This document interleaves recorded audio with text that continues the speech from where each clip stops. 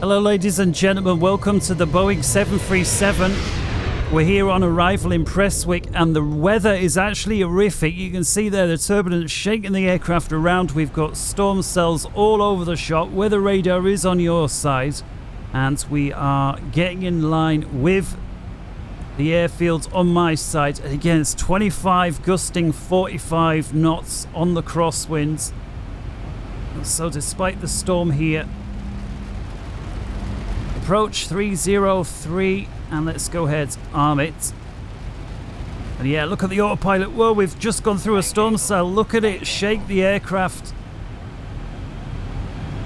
That was really bad. I'm surprised it didn't throw the autopilot off. So let's reduce and let's go flaps 2. Approach speeds is flaps 15, 145 is the ref. We're going to put 10, if not 15 knots onto that approach speed. So it's going to be 155, maybe even 160. Going flaps 15 to give us that extra wiggle room for when we see those crazy gusts of wind like we've just seen. So coming down, let's drop the speed all the way. Put a fix in on the runway now for situational awareness. Runway 30 at Prestwick. Distance 5 nautical miles. In it goes. Flaps 5 then to assist with the deceleration. Auto brakes 3. It is a long runway, but with it being so wet and standing water, as we see there, it's 9,800 feet.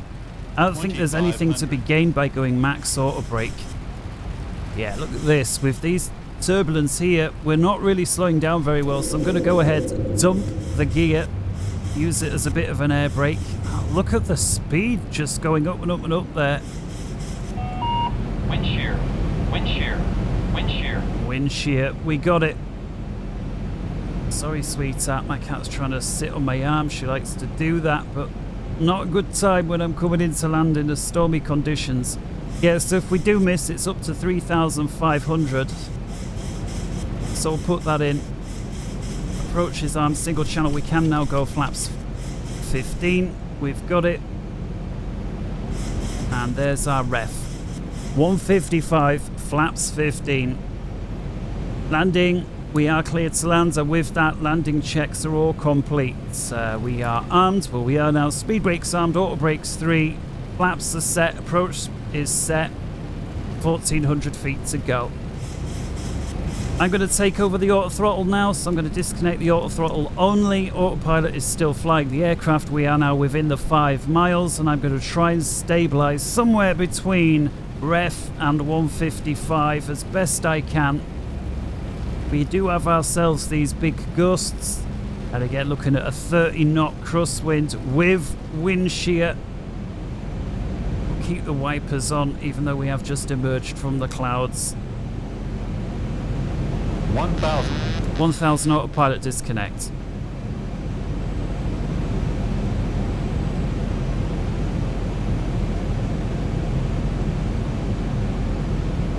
Gonna land with my nose wheel slightly left of center so that when I kick it straight, look at that 40 knot crosswind at the minute. It's gonna blow us to the right of the runway.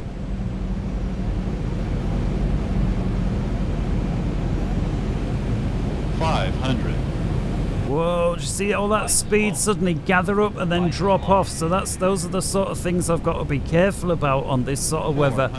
That's why I was going flaps 15, so I had that extra bit of speed in the bank should I need it.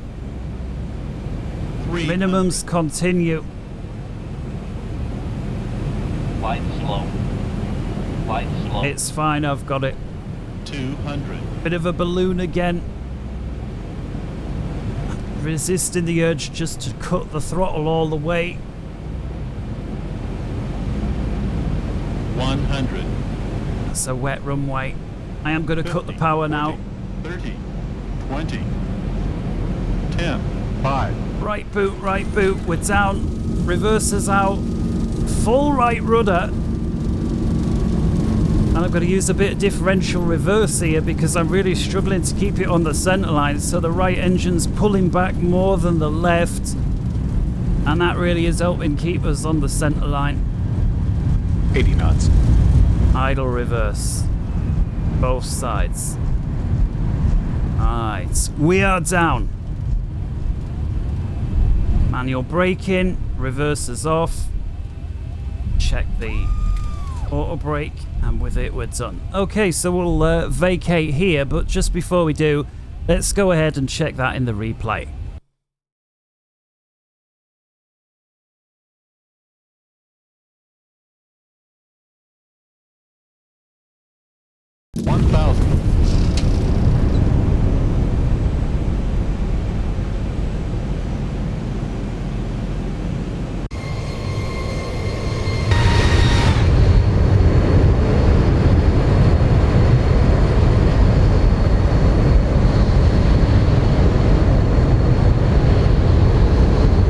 So fortunately, see here the state that the aircraft's in. But in terms of being lined up with the runway and everything, I was happy with it. I did get a little bit low at this point, but I resisted the urge to try and chase it back up just because of how unstable the approach was anyway. I didn't want to chase it back up, then get ballooned, and then have to spin off. Unfortunately, on the replay mode, the traffic, for whatever reason, doesn't seem to play, but minor issues, really. So I think I'm going to release the camera here and follow the aircraft on, so you can see there how wet the airfield really was. I'll leave the camera there. Reflections of the aircraft coming in. So yeah, I don't think it was that rough, the land. We flared a bit, but you can really see there how much the aircraft is sliding about the runway. So if we rewind it back, there's the one thing with the replays, it doesn't record continuously. It's like every second it puts a mark down. And unfortunately, that means if it was quite a brief flare that lasted, let's say, less than a second, it can be lost on the replay, and it makes it look like you slammed down, which I'm not saying we didn't slam at all. But it's we certainly flared. So let's get a view from here. We'll zoom in. And I will put on slow motion. Let's freeze the camera. I beg your pardon. Sometimes the camera controls change the zoom. So here we are in a slow motion.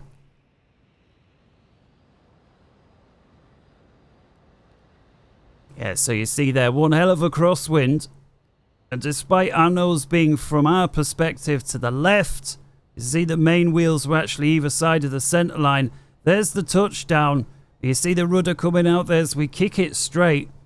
But with the runway being so wet, even though we were never actually pointing into the other direction, the wind is just blowing us across, and we're just sliding down that runway.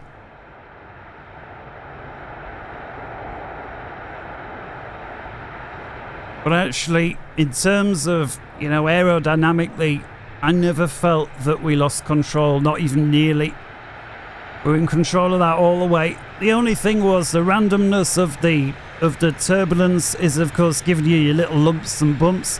There's no way you can preempt that. But the overall trend of the inertia of the aircraft, that's what matters, and we kept it under control. Alright, one more view then, and there's, well, we'll have a couple more, I'll tell you what. I'll have one for the passengers view, so let's play it here. So we'll play it left wing.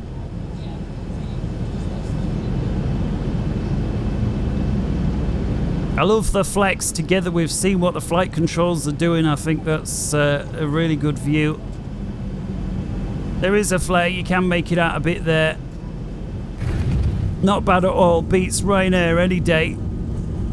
The boards go up, and there you see actually that these are not spoiler runs at the end. That's me holding the left wing down to try and prevent the wind that was blowing from over there this way from getting under the wing and pushing the aircraft over. You see that a lot. You know, in a smaller aircraft, they would push it over. They'd call it a ground loop, but you know, on this aircraft's not going to push it over, but it might scrape the other engine into the ground. Yeah, so that looks, again, a lot more gentle than those external telephoto views. And there we go, folding away. All right, so let's try one more time.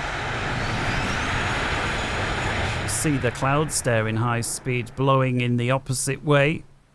Right, so this time I didn't want tower, I didn't want the tower. I'll tell you what, this is a good view actually, again, to see the flight controls very clearly what we're doing. This is real time. So see, I am working the flight controls. I mean, it all happens subconsciously, but I really am working them. There's the touchdown, and you see the rudder straight away get booted. If I just slow down, slow time down. Now, as far as I remember it, I booted it straight when we were in the flare, so we'll have to see if it recorded like that. And again, I'm not sure. When I say it records every second, it might be twice a second, but it's certainly not 60 times a second. Otherwise, we wouldn't have these weird motions. So it looks like there's a little bit of rudder there. There we go, more. So there's the rudder. So that's how I remember it in the flare. Could have really put it on a little sooner. Unfortunately, it worked to beat. The mains touched down, the boards come up, and again the left board's more so than the right because we're trying to hold this wing down. We're trying to stop this wing from toppling over. And there we see now my footwork across the rudder pedals as I dance across them, trying to keep the aircraft going down the runway. And you know, we managed to do that. There you can see how much I was using full rudder deflection. And you know, full rudder, right? There's nothing else I can do. So yes, I could use manually brake and only use this wheel, but I elect to give this reverser like half power and this one full power, and that, you know, helps suck the aircraft round, if you want to use that terrible analogy, but that's what it was, trying to suck it round to keep it going. All right then, ladies and gentlemen, boys and girls and everybody else, I hope you enjoy that one, and until next time, wherever in the world you may be, this is Internet Flight Rules. If you do enjoy it, leave us a like. If you want to see more, subscribe, and until next time, wherever in the world you may be, good morning, good afternoon, good evening, and good night. From the cockpit here in the 737, somewhere in a very wet and wild Prestwick, take care, ta-ra.